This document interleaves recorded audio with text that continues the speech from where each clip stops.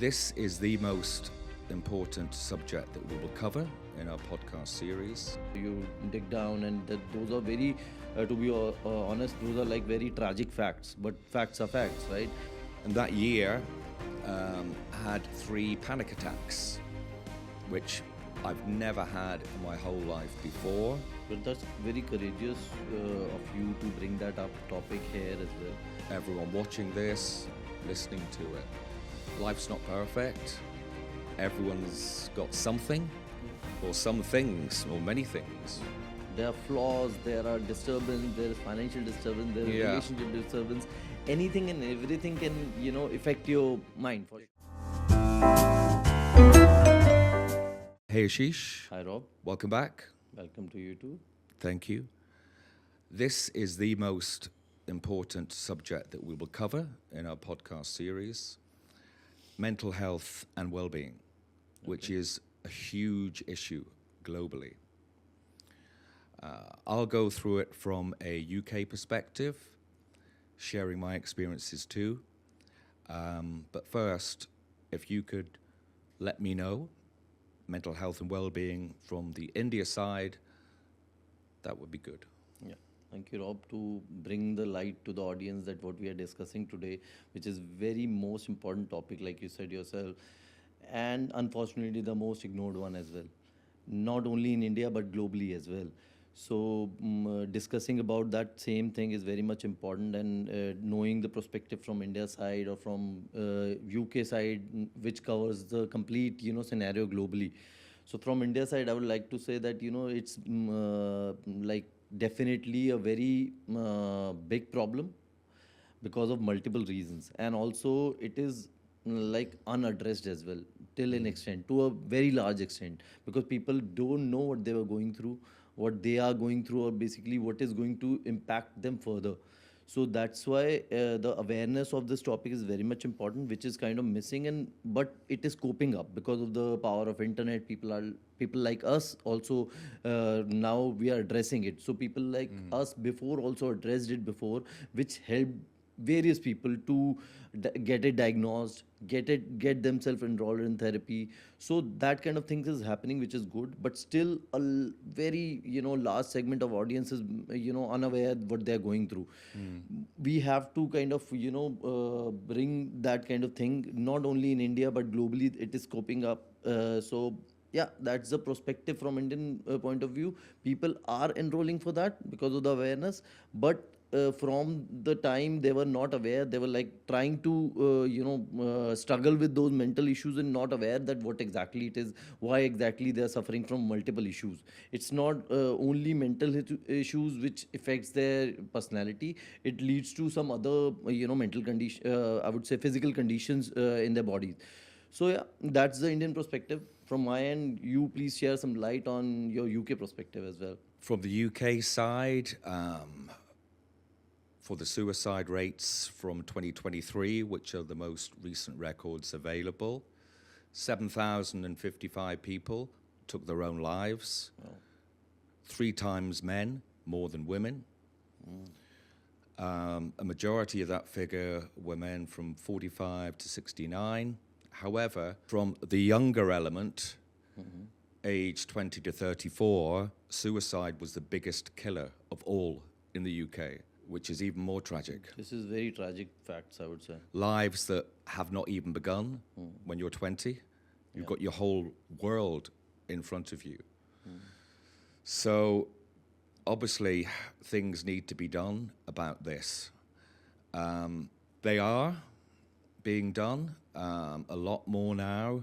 I think it escalated during 2020, stroke early 2021 as well, through COVID. Internationally. People are being encouraged a lot more now to speak out if you're having mental struggles. Those struggles could be caused by literally anything. Different things for different people. Whether it's pressure at work, a broken relationship, financial issues, all the small things that mount up and escalate. And people can't get it out of their head.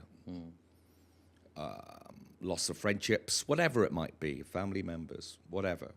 A whole range of things because everybody's individual. In the UK, there's helplines available for people to call to speak to professional people, and also volunteers that kindly spend their time. One of my best mates in the UK, his mum has worked for years and years and years for the Samaritans. So she's had to then deal with a lot of these cases as well, people calling up, which is a harrowing experience on both sides, of course, providing the right advice. There's other helplines and internet out there called Sane and Mindset.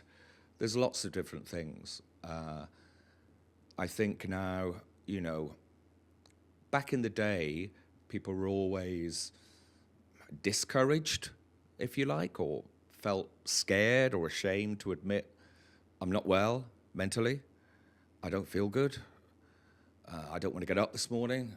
You can almost see the dark dogs at the door and things like that, and it's scary. And but now people are actively encouraged to do so and feel stronger to do so, whether it's through their close friends, whether it's through therapy, professional helplines, whatever it might be. But there's a whole plethora of kind of ways to get yourself better again. Seek help. Don't keep it all bottled inside and bottled up, because it's not obviously mentally healthy for anything and anybody.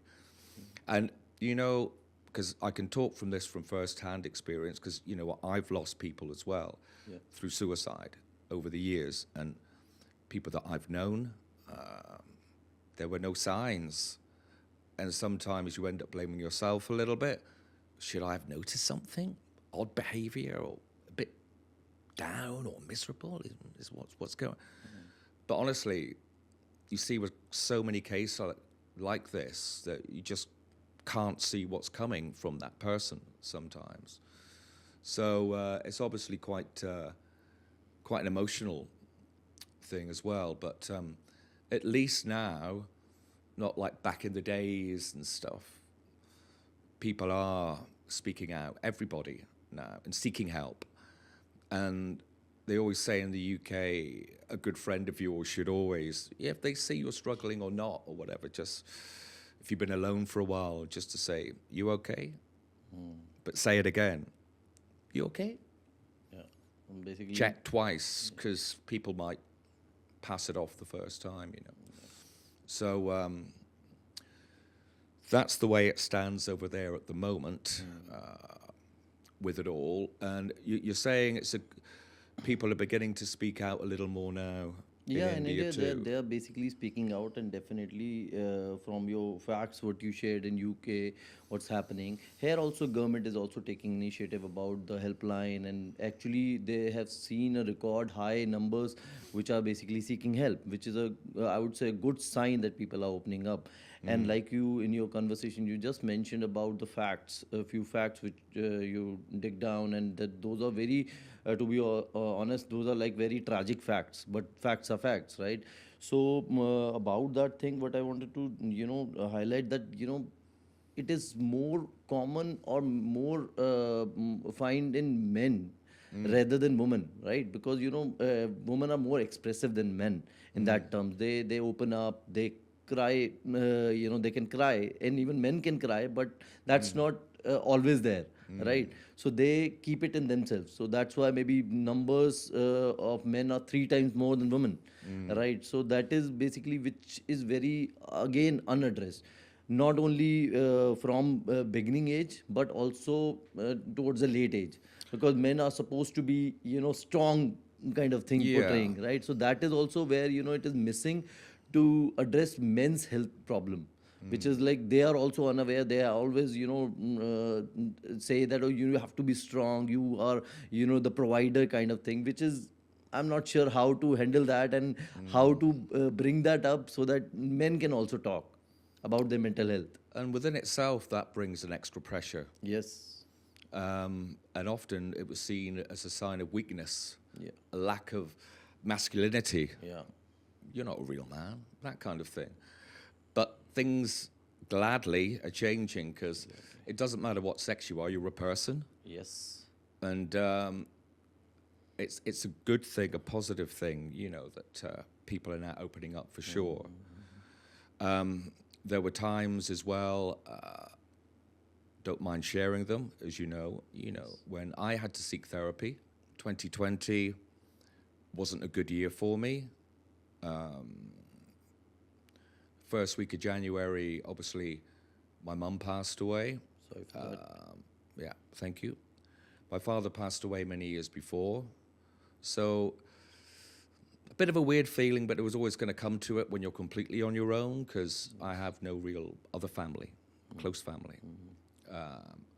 So, but it was always going to be that day at some point or another. And that year had 3 panic attacks, which I've never had in my whole life before and never after. I think sometimes it was a result of kind of shock, but also grief, the way you're grieving. And shortly after my mum passed in Cornwall, then I had to come back to London after that for a bit for the work thing before then arranging the funeral and everything. I had to contact 100 plus people on my own to get all that done, saying the same story. And then I was back in London, and I remember one morning, just before I was going to go to work, the first panic attack came across. And I'm sure other people that are watching this have suffered with this before, but it's just something to be really aware of because it was a massive shock to the system. I never saw it coming. I was fine. And then suddenly I couldn't breathe. Went from hot to cold and was kind of shaking, and I couldn't stand. So I had to basically back against the wall and just try and crouch onto the floor. And I thought I was going to die. That was it. I could see myself sort of dying there and then. Literally couldn't breathe. And then this lasted for around 10 minutes, which felt like an eternity, but somehow managed to kind of hang in there and kind of control the breathing and calm myself down a bit. And then things went away. The second time it happened was in February, so only about a month or so after. And that was when we had the funeral for my mom, and I read the eulogy and all of that for her in respect of her. And again, fine the next morning to an extent, and then it hit me again, similar things. So, but on that same note, like it happened once, twice. So, did you thought to go to a therapist or maybe seek mental health or some kind of thing? Did you try to seek out help? Yeah. Like how did it go away permanently? Touch wood, it's not happening now. So, have you done any kind of treatment for that? Yes, I confided in my close friends, my good friends, but I had to talk to a professional Yes, because I don't want this to keep happening, of course. or else one day it will be the last time it happens. And so, spoke to the professionals and had something called CBT, cognitive behavioral therapy, whereby, again, this was during COVID times. I was completely on my own in a cold house in Cornwall that my mum had just passed. And so they could do it through a call system. But that call meant a lot to me. It was like twice a week for probably around 3 months, just to check on you. What do you want to talk about? Are you okay? And how are you feeling now? But also give you advice on what to do if it happens again, how to control yourself and your breathing better and stay calm. So that helped immeasurably, and I will always be kind of grateful for that as well, for sure. But to it give it to did you. also happen one other time later in that year, but at least then I was more prepared Yes. for it and to act on it better. But that's very courageous of you to bring that up topic here as well, because like we were discussing before, people feel that why to talk to about it to somebody, it will make me feel vulnerable, and it will people will judge me, but that's the reality. Nobody's judging you right now, and it's a very good move that you brought that thing out so that people can hear it, your first hand experience, right? Yeah. And it will help people only, right? It will help themselves to bring themselves out and talk through it. Like imagine if you are able to figure out some signs. Do you have anything in your, like, from your experience, did you notice any signs before which you look back now that okay, that might be the sign I ignored, which could be the one step of giving you a hint that please do something about it, talk to people, or do something for your mental health? Did you want to share anything when you look back, something comes up in your mind? That's the thing. There was nothing, no clue, no nothing, no previous sign. And I've always been, strong, confident person, and always will be.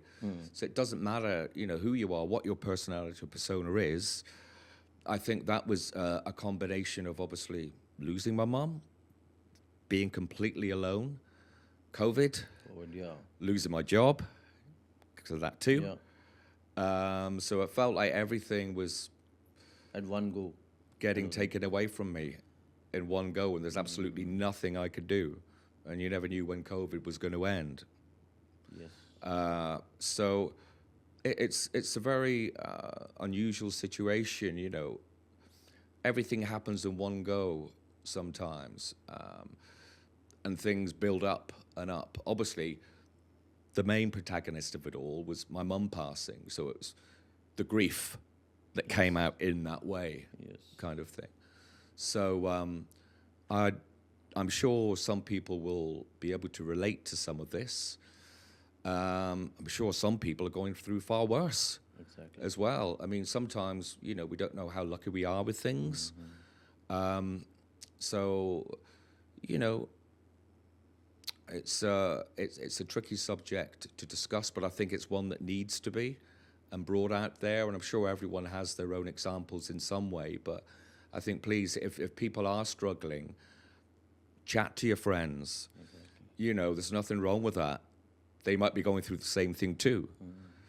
It's sometimes, obviously then best to get professional help, reach out, speak out, don't keep it inside. My opinion is almost the same what you just said, but a little different, because what I feel, like you said yourself, talk to your friends. From my point of view, if you will actually open up with your friends and family and keep talking your what's going on inside you, and bring it out there on the table, right? So that will help better. You need not to seek any therapy, or you need not to go to a professional. So people who has actually get into that, who are actually suffering, should definitely go for a professional help. That's what my opinion is. But it will not happen to you if you'll keep practicing talking to people. That's what my perception is. Like it could be different. It can trigger anyone. That's the right true thing which you just shared, your opinion, right? Your first hand experience, right? So that can happen to anyone. But I would say, if you will keep talking and discussing and opening up yourself, if you're going through some kind of stress or some kind of things is disturbing you, so you should bring that out with your friends, with your close network. Like you said, they might be also going through the same thing, so that discussion will lead to something good only. So if you'll keep doing that, practicing that, then you need not to go to a professional, because you require professional help only when you are actually in deep trouble, right? Then even the professional therapist or provider will only give you the direction. It will bring out the what it's going on in your head to the table, right? Not like they will, okay, do this, do that. Like you said, they can only advise how to tackle down the next attack if it happens. but they will never advise you that how to bring out the stuff. They will just give you the cues, and you yourself will speak up, which will help. So that's my perception about it. What do you think about that? I think it's good to talk, with friends, like I said, or I'm not married and have no kids, but many have a wife, partner, and stuff as well. That's obviously a rock that they can lean on and get help and advice from too. I think actually to speak out is not mentally weak anymore as being considered as that. It's actually mentally strong. It's being brave and manning up and saying like it is, Yes. getting it off your chest, because it's easy to let things get on top of you. And I'm sure, everyone watching this and listening to it, life's not perfect. Everyone's got something Yeah. or some things or many things. Yeah. There are flaws, there are disturbance, there is financial disturbance, there is Yeah. relationship disturbance. Anything and everything can, affect your mind for sure. It can do. And all you want really is just a peaceful mind and a happy life and enjoy those moments. Yeah. And, I kind of think try to focus on the positives as well, things that are amazing in your life as well. And just try to overcome the challenges that are there, really, I think. And sometimes, in my case, I had to get professional help. And I think it's sometimes there's only so far friends can go with it. It depends, because they're not professionals, obviously. But it's good to talk to people. And if you need that guidance, then speak to a professional as well for some, Yes. But from my point of view, like you said, that they are not, if you talk to your friends, they are not professional. They might not be able to help you. I agree with that point, but that is the first step to start with, right? When you talk to your friends, they can advise you, okay, this is looking something quite strong. I'm feeling that you require therapy. So that, validation from somebody else also helps. That, they are also saying, hearing from a third person perspective, they are not going through the same thing, but they can see through there is something, not right. They can advise you, go for a professional help, mate. So that will basically gives a person who is suffering through that, it will give the validation. Yes, that near dear friend or family also feels the same thing, that I might require one, because you don't want to go directly to therapist, because you don't know whether you're suffering it or not. You somewhere or the other need some kind of validation. people are different. Yeah. Yeah, so that's what basically it's kind of require a bit of what you call it. It's I'm not finding the right word to say it. It basically courage, or just a validation that they are there with me. Now I'm going for it. So there's nothing wrong in that. So because that stigma get attached to that you're not man enough, or you are not strong enough to take care of the problems and all, which human beings can be quite different from one to another, but everybody has the same kind of feeling, same kind of things affects them. So everybody is some way or the other similar, right?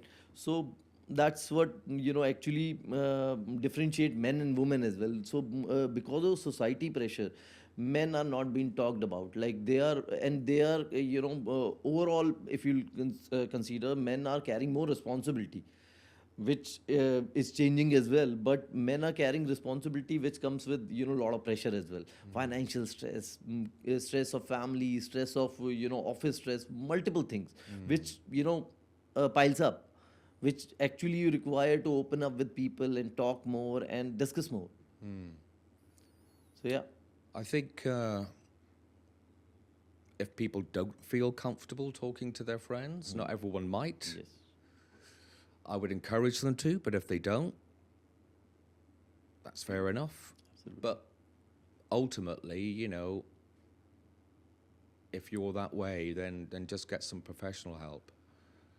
We think slightly differently. Yeah. I would say talk to friends first, but seek professional help if you're like me, Yeah. could not breathe. Yeah. If you're thinking of dying because you can't breathe, you've got to.